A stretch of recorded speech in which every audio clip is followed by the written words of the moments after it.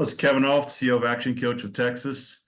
Today we've got with us Raj, who's got a wonderful business, and Raj is going to share with us best practices, lessons learned, pouring back into the business community. So all of you who are taking note and reviewing what he's done can apply this to your business. So Raj, you wouldn't mind, what your business is, a bit about you, and your journey thus far.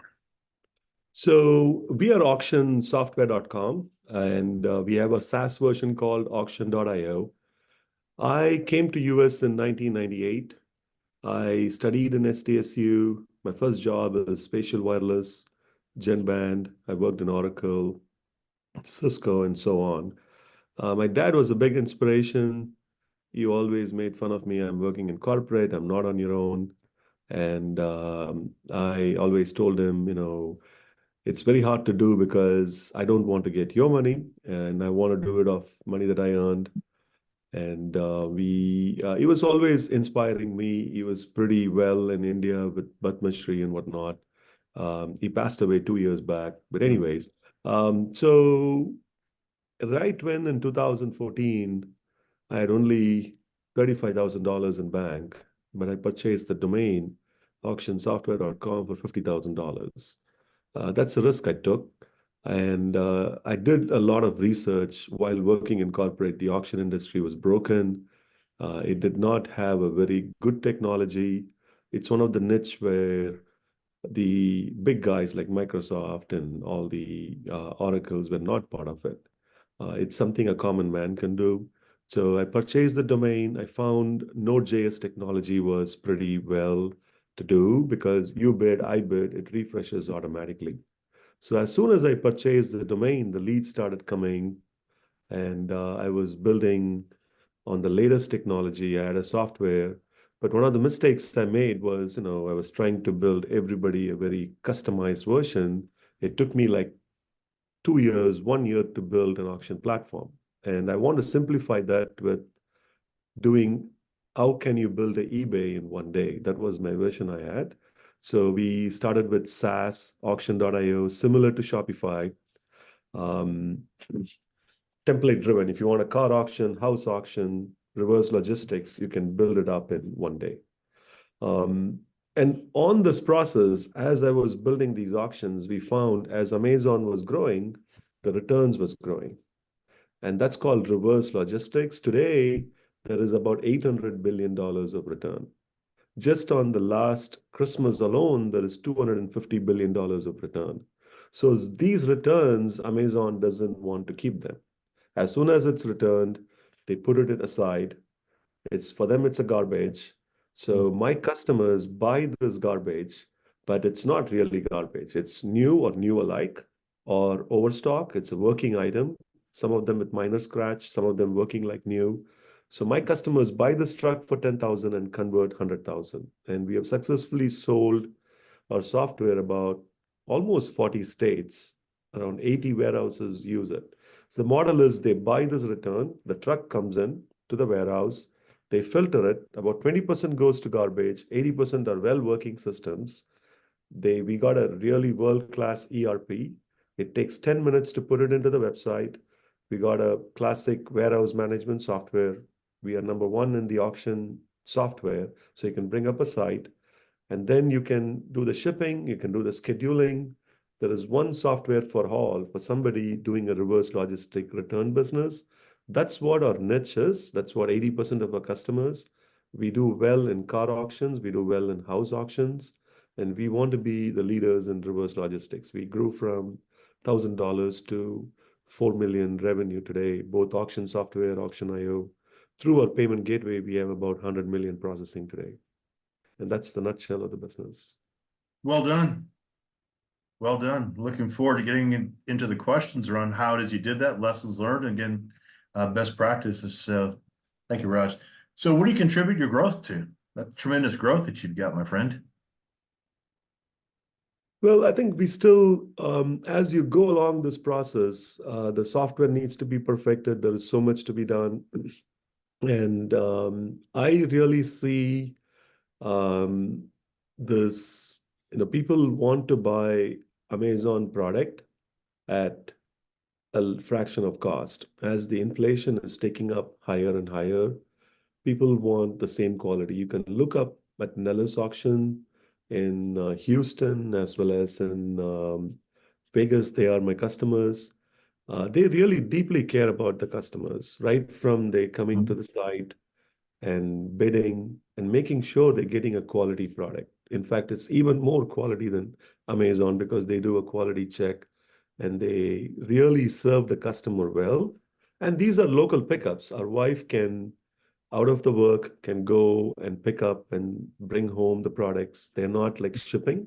You can go to the warehouse, you can pick up and come home. We are also innovating something like how Uber can drop off to your home. So um, it's really the growth is towards my team that supported me so far, and I still feel sites like lower end like sites coming up. This is a much proven market, and there is a much bigger market to this, where as Amazon grows, these returns and things will grow as well. Very good. So, and to just move a bit further forward on that, what makes your business unique then against the others out there? You mentioned a bit when you built the runway. Specifically, what makes your business unique compared to any of the other competitors out there, Raj? So the reverse logistics, especially the Amazon returns, a lot of people just build the auction site. They don't have a very good cataloging system because the truck comes in, you have to catalog everything within 10 minutes. Like you have 10 people, and right now to do the cataloging in each of the warehouse, we simplify that with 2 people because it comes with the Excel sheet manifested. You put it into our software. We built a system where it can go and fetch from ASIN, Home Depot, Wayfair, Walmart, and come back with all the titles, product categories, truck number, and pictures in matter of 2 minutes.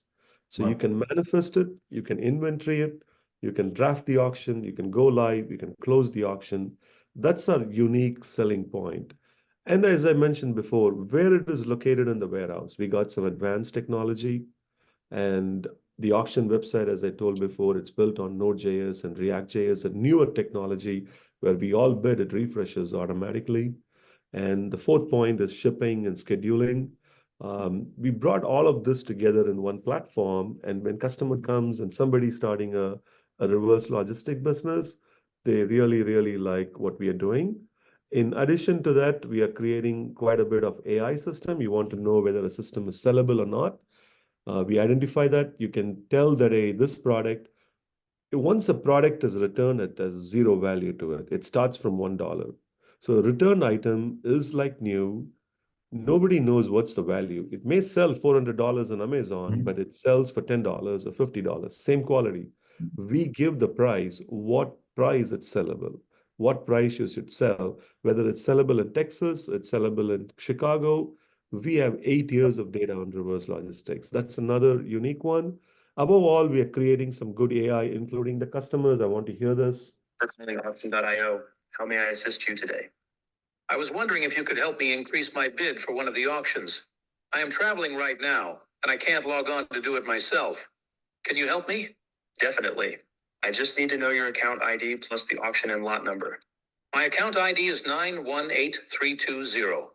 The auction number is 339 and the lot number is 112.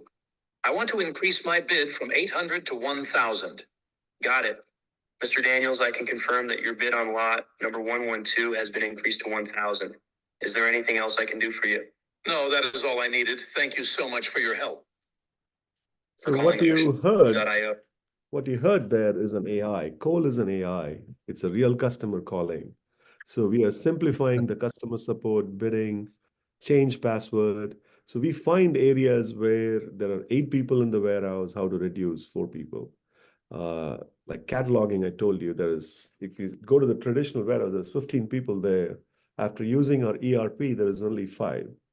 And after using a customer support, there's only 3 customer support, 2 are done by AI. So these are unique value proposition that we do, and we continue to innovate because you got to live on 2025, not on 1900s to be in the business. Exactly, 100%. So if you had to start the business all over again, what would you do differently? upon reflection? Well, my journey has been 10 years. I would definitely, I learned a lot. When I came from a telecom background, the SaaS was new at that time. I would suggest everyone to do a SaaS academy or some kind of a course to build the software in one platform, one software, and then you having different customers on the top. It took me a long time to learn. And because once you know there is a product market fit, there is a value in the market, the customers define the product and you build it all in one product, it's much easier to sell and grow faster. I would not do that mistake again. It took me 8 years to learn and fix and kind of correct that. If I start next time, I would definitely do a 1 year homework and clearly have my deliverables and where I want to go, especially on the software side. And obviously also read the product market fit before starting anything. Very good. Like Dr. Covey's seventh habit, sharpen the saw. Always Okay. sharpen the saw. So beforehand, so that the work is less and shorter, all that. So thank you. So what are your, as you look at being an employer, what have been your biggest lessons around employing people? Well, these younger talents was new to me. I come from military and telecom background. Huh. I was beaten pretty hard, and I still used to work 80 hours, 90 hours a day. Um, I think the younger employees are very fun to work with. They expect a lot of respect than way before what it was, and it's fun to work with. But I still feel they can do a lot if they contribute more. It's just the limited time they do and everything. So the employees are your main assets. I am still learning with the younger generation how to work, and it's once I figure that out, I can be even more beneficial with the product. But even with employees, like if you are clear where you're going, they see the product market fit and they see the company growing, I feel they tend to give more. And I didn't raise any money. I recently raised for Auction.io with Adam Newman, Sam Parr, and 3 other ventures. Um, but if I had the VC money, I would give all the benefits ahead of time and I would have secured some more employees. But overall, I have no complaints. It's fun to work with. If we are clear where we are going, everybody is willing to cooperate and help grow the company. Agree. Got to know where the ship is going and why. Yeah. Makes a big difference for certain. So you talked about, early on working 80 hours per week. And so how do you balance your personal life with the demands of running a business? My wife is a great asset. I want to take credit on the exam on this question because anything you do, she had been a backbone in building my family, giving me all the things that I need to have the freedom to do what I want. Otherwise, I couldn't have done it. So I think more than my business, I credit my wife. So Well done. A great partner in life makes all the difference in the world. That's for I sure. think more than the idea, I personally feel that's what matters the most. Awesome. Very good. As you think about hiring staff and what you've learned over time, what qualities do you look for in an employee? And how do you create an environment that fosters productivity? Sure. There are 5 things that I look for. Are they fully committed? Are they very dedicated? Is their performance good? Are they hungry enough to give their best to the startup company? To me, how much hungry they are means a lot. And also their things to learn and adapt in a small business. Because if you're working in a corporate, you do 3 or 4 things. Here, you got to do multiple things, and how much you get involved, and it knows within the first week of hiring, right? And I look in the interview those things and the technical aspect as well. Yes. Yeah. So you're absolutely correct. In the startup mode, it's not about having specific defined roles. It's all I do. You have to be willing to roll up the sleeves and help out across the organization. Yes. Very important. Because Very when important. people come and look for VCs, they still say that we have two departments merged, like we have a DevOps and customer support merged. We have a product manager who is also the manager of the team. In order to make cost and be profitable, Mhm. you have to do that. And to Yes. fine tune the employees in that mode, it it just giving them that, like I tell them all the time, I worked in corporates. I didn't learn anything for 10 years. What I learned in the first three of startup defined my life. And 10 years, I was enjoying my married life. But then the company suddenly said there is a layoff. And I didn't learn anything for the last 10 years when I was there. And it was just a easy cakewalk for me. But when you work for a startup, you're really ready for any situation in life. You're well prepared. Every day is a new day and a good day, and you keep moving the ship along. Yes. It's the right type of employee will be energized by those challenges and the flexibility and variety that occurs in that startup mode. They'll be energized by it. Last question is this: as you think about comments you've heard or things you've seen, what are the common misconceptions about running a business, and how do you address them? What are the common misconceptions about running a business, and how do you address them?